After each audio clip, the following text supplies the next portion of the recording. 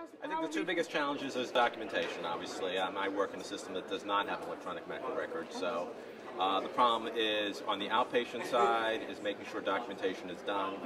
A lot of times clinicians in a paper record don't document, and then you drop a bill, then you're committing fraud, basically. So that's a real problem. So there's no way administratively to know, is the documentation done?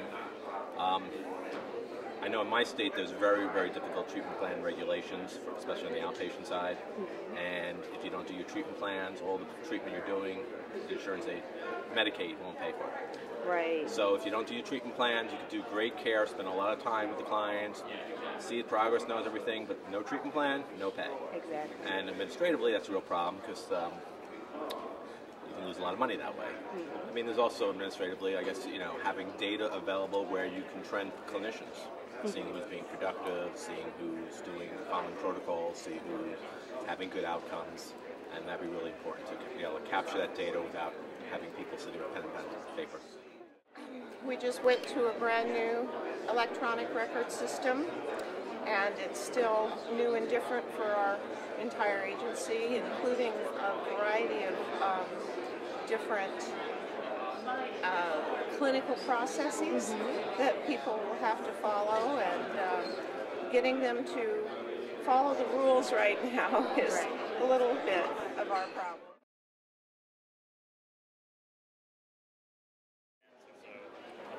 I think it's a question of training.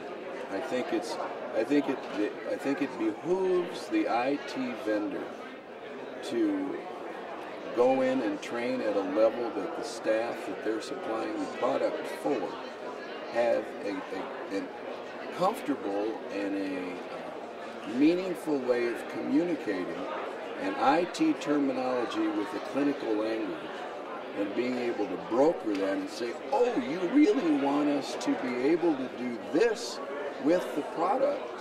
Oh, we can do that. We didn't know that's what you wanted. And once the language and the comfort level comes, I've seen many of the IT programs going, yeah, we can do that. We can add, we can tweak, we can sort of bring this up to date for you, and it's not that difficult. It could be either one, both. I think it has to be both. I mean, you have to have a system, people in mental health aren't very computer savvy. They are resistant to change.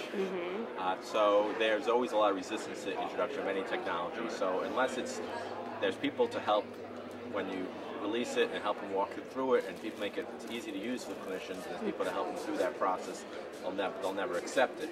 On the other side, we've had systems that we had a lot of support for, but there was too many drop-down screens, it was too complicated system, and people never bought into it. Right. So I think it has to be both. It has to be a user-friendly system, but you need to really have a lot at the front end of staff supporting it and getting people to buy into it and use it.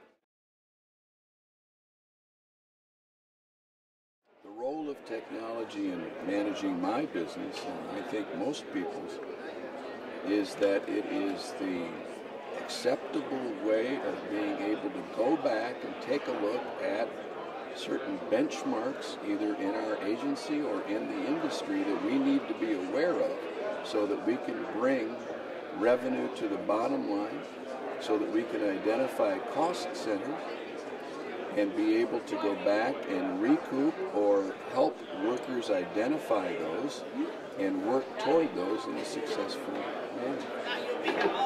With many customers and clients of mine, I think they are not aware of the extent that an IT system can be of service, either because the layout or the design of the IT program is such that I have to level through 3 or 4 sets of screens until I get to the procedure or the category that I really would like to see, or just through perhaps not enough training or experience on part of the clinician. They may be not aware of all of the benefits that are there.